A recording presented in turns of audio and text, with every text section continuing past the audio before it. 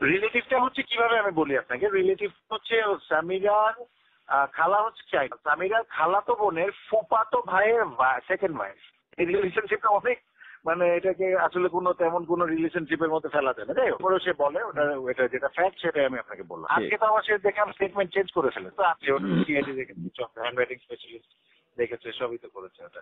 RAB, তারপরে এখন তো তার আগে বিচার বিভাগীয় তদন্ত হলো, পরে র্যাব হলো, তারপরে আপনার ইসেতে আসলো সিবিআই। হ্যাঁ, উনি তো নারাজি দিতে থাকে, তো নারাজি দেওয়ার পরে আদালত থেকে যেহেতু প্রতি বছর উনি আপনার উনি মানতে চায় না, তো আরেকটা অন্য ডিফারেন্ট সংস্থাকে বিজ্ঞ আদালত হয়তো সেটার দায়িত্ব পদার্পণ করে। পরবর্তীতে সেই রিপোর্ট হয়ে গেলে উনি আবার পরবর্তী স্টেপ নেয় আর কি।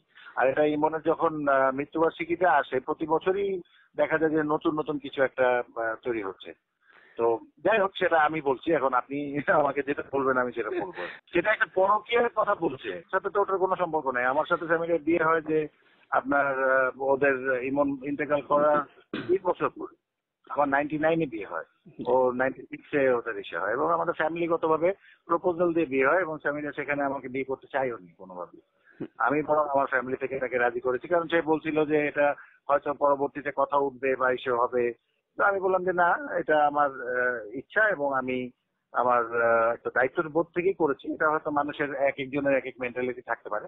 আমি চিন্তা করেছি সে একটা বিধবা মেয়ে, তার আমার বন্ধুর বউ ছিল, উইথ ডিউ রেসপেক্ট আপনার তার উপরে অনেক ধরনের মানসিক এবং ইসে গেছে, এবং সে অনেক ছোট বয়সে সে বিধবা হয়েছে। যেভাবেই হোক সেটা দেখার দায়িত্ব আমার না। আমার হচ্ছে যে আমি সত্যিটা জানি, আমি আজ যতটুকু এগিয়ে যেতে পারি আমি এগিয়ে যাবো।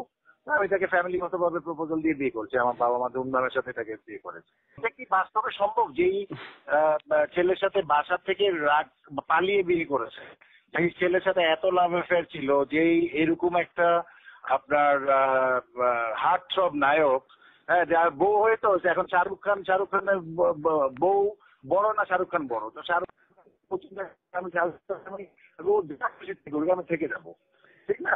এখন ওইগুলো চিন্তা না করে আমি আপনার ফ্যামিলিগত খুব ভালো করে জানেন যে অনেক ভালো, যেখানে আপনার সেখানে কি কেউ কখনো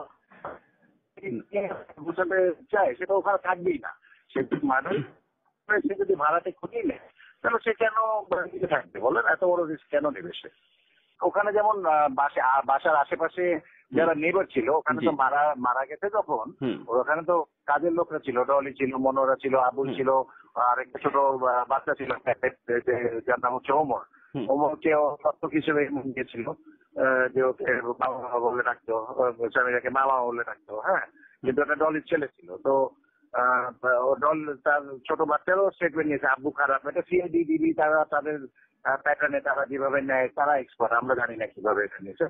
আমি যত জিজ্ঞেস করেছে। হ্যাঁ, তো যদিও একটা 8 বছর বাচ্চার হয়তো আপনি বলতে পারেন যে গ্রহণযোগ্যতা নাই স্টেটমেন্টের, তারপরেও হয়তো আইন প্রয়োগকারী সংস্থা তাদের কি কৌশল আছে তার ভালো জানে, তো তারা সেভাবে তার থেকেও স্টেটমেন্ট নিয়েছে, এবং তার কথা মিলিয়েছে আর কি। প্রত্যেকটা জিনিস মিলিয়েছে, নেবাররা ছিল, সবকিছু ছিল। উপর থেকে আপনার যখন দরজাটা খুলে যখন দেখলো যে ও যখন ফ্যানের সাথে যখন ও ঝুলে আছে, ওরা প্রথম ইনস্টিংক্ট হলো যে আমি যদি খুন করি তাহলে আমি ওটা নামাবোই না, আমি পুলিশকে কল করবো, আমি ঠান্ডা মাথায় করবো, অথবা আমি থাকবো না।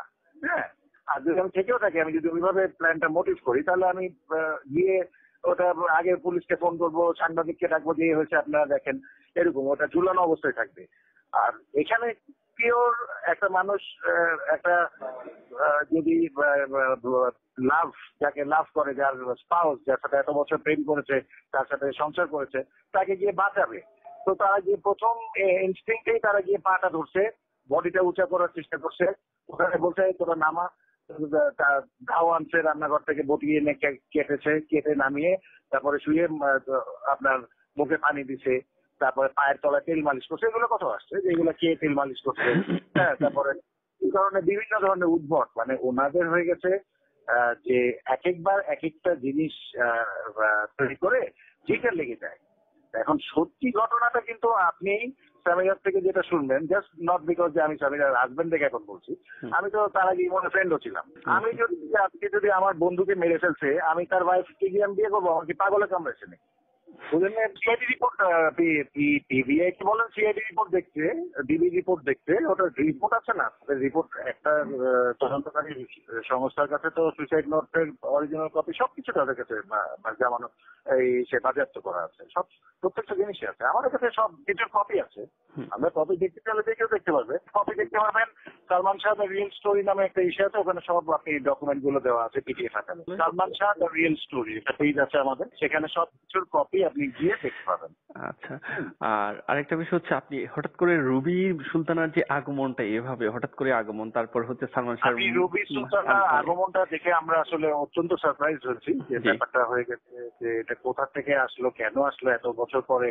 এবং রুবি সুলতানা খুব সম্ভবত প্রথমে যখন সালমানের আব্বা তো অপমৃত্যু মামলা দায়ের করে, হ্যাঁ, তো উনি একটা ম্যাজিস্ট্রেট ছিলেন, উনি ফার্স্ট ক্লাস ম্যাজিস্ট্রেট, উনি অপমৃত্যু মামলা দায়ের যখন করলেন তখন সামিরাদের ফ্যামিলিতে কেউ ছিল না ওখানে। ওনারা ছিলেন, ইরা সাহেবের ছিলেন হচ্ছে চিটাগংয়ে। তারা যখন শুনে এখান থেকে প্রতিবেশীরা তাদেরকে জানায়, তখন তারা ওখান থেকে রওনা দেয় বাই রোড, এবং তারা এসে পৌঁছায় রাত্রে মানে মাগরিবের পরে 7:30, আমি এক্সাক্ট টাইমটা আমার জানা নেই, 7:30 শুনেছি, 7টা 7:30টার পরে এসেছে ওই সময়। ওনারা পোস্টমর্টম করতে নিয়ে গেছে, ওনারা সুরতালের রিপোর্টে সাইন করেছে, উনি একটা ফার্স্ট ক্লাস ম্যাজিস্ট্রেট, উনি রমনা থানায় গিয়ে অপমৃত্যু মামলা দায়ের করলো কেন? এটা তো একটা, উনি জানে, উনি তো ইমনের আব্বা সকাল 10টার সময় এসে তার সাথে নাস্তা খেয়ে গেছে, 9টার সময় আসছে, 9টা থেকে 10:15, 10:15 পর্যন্ত অ্যারাউন্ড আর কি, আমি স্পেসিফিক জানি না। এখানে একটা কথা, আমি নীলা ম্যামের সাথে কথা বলেছি, নীলা ম্যামের সাথে 3-4 বার কথা হয়েছে। উনি বললো যে যখন সালমানের মানে কামারউদ্দিন চৌধুরী সাহেব যখন হচ্ছে আসলো সকালবেলা 7টার দিকে, তাকে ঢুকতে দেয়নি, এবং উনি উপরে আসছে, চা খাইছে, ছেলেকে দেখছে, ফ্যামিলি বলছে যে আপনি কি আব্বা ডেকে দিব, বলে যে না থাক, ও একটা দিন ঘুমায়, শুক্রবার দিন কাজ করে, ওকে দেখো না। হ্যাঁ, ওকে দেখো না, ও ঘুমাক মা, তুমি আমাকে 50,000 টাকা দেওয়ার কথা ছিল। ওই নীলা চৌধুরী ওই দিন 96-এ উনি এমপি ইলেকশন করেন, আপনারা জানেন, যেটা জামানত বাজেয়াপ্ত হচ্ছে, সেটার কাগজও আছে আমাদের কাছে। হ্যাঁ, আপনাকে আমি সেই কাগজও রেখে দিতে পারবো। উনি যখন রিপোর্টটা করে, হ্যাঁ, উনি যখন ইলেকশনটা করে, সেই ইলেকশন পারপাসে ইমন নীলা চৌধুরীকে মাসে মাসে টাকা দিত। হ্যাঁ, যে সাল দিতেই পারে, এটা কোনো ইসে না। তো সেই টাকাটা নিয়ে উনি ওখানে এসেছিলেন সকালবেলা, টাকাটা নিয়ে ছিলেন যাবে বাইরে উঠে ওনারা। হ্যাঁ, তো তখন উপরে আসছে, খাইছে, আপনার এটা আমি জেনেছি যে আমাকে স্বামীরা গল্পে বলেছে, কারণ আমি তো আর ওখানে ছিলাম না, আমি জানি না। আমার সাথে যেহেতু দীর্ঘ 18 বছরের সংসার, আমি এগুলো এখন জেনেছি ওভার দ্য ইয়ার্স। হ্যাঁ, তো পরে উনি নাস্তা খেতে, কাজের লোকরা ছিল, চা দিয়েছে, চা দিয়ে পরোটা দিয়ে খেয়ে, ডিম খেয়ে উনি নিচে চলে গেছে, এবং ওকে দেখো না এখন। তারপরে স্বামীরা গিয়ে আবার ঘুমাতে যায়, কিছুক্ষণ ঘুমায়, এরপরে উঠেই আবুল ডাকার পরে ওরা দরজা লক দিয়ে খুলে যে ভাইয়া খুলতেছে না, হ্যাঁ ভাইয়া খুলতেছে না, তখন ওরা খুলে দেখে ফার্স্ট সিন এটার পরে আপনার নর্মাল যেটা রিয়াকশন, মানুষ রিয়াকশন হচ্ছে বাঁচানোর জন্য হলে মানুষ কি আগে ধরবে, বাঁচাবে, চেষ্টা করবে, মানুষের তো আশা থাকে এরকম সিচুয়েশনে, যে আরে আমি যদি বাঁচাতে পারি, নাহলে তো পরবর্তীতে নিজেকে সারা জীবন ব্লেম করতে হবে যে আমার ওই সময়টা যদি আমি এই মেজারটা নিতাম তাহলে হয়তো বেঁচে যেত, এটা ভাবতে পারে। এটা ভাবাটাই স্বাভাবিক, একটা লেম্যান তো আমি তো একদিন ওয়ান ফাইন মর্নিং সকালবেলা ঘুমের থেকে উঠে তো আমি আমার ওয়াইফকে আত্মহত্যা করতে যদি দেখি, আমি একেবারে ব্যাটার হয়ে যাবো, ঠিক না? এটা তো নর্মাল কিছু না, এটা তো কারো আপনার ঘরে বা আমার ঘরে এটা তো নর্মালি হয় না, কখনোই হয় না। এটা আপনার পার্সেন্টেজ হচ্ছে 0.0001%। হ্যাঁ, তো এখন এইরকম সিচুয়েশন হলে যদি কেউ ওষুধ খেয়ে থাকে, ওষুধ খেলে আমরা কি করবো, তাকে হসপিটালে নিয়ে যাবো। আর যদি কেউ এই ধরনের সুইসাইড করতে থাকে, তাহলে আমরা তাকে চেষ্টা করবো এসে করতে। এবং কখন আমরা করবো, যখন আমরা জানবো যে না সে হয়তো অন্য কিছু আছে, তখন ঝুলিয়ে রাখার সম্ভাবনা থাকে। তো সেজন্য ঝুলানো ছিল না, সিম্পল অ্যাজ দ্যাট। আপনারা যদি জিনিসটাকে সত্যি ঘটনাগুলোকে, আপনারা মিডিয়া, আপনাদের দায়িত্ব হচ্ছে সত্যি ঘটনাগুলোকে তুলে ধরা।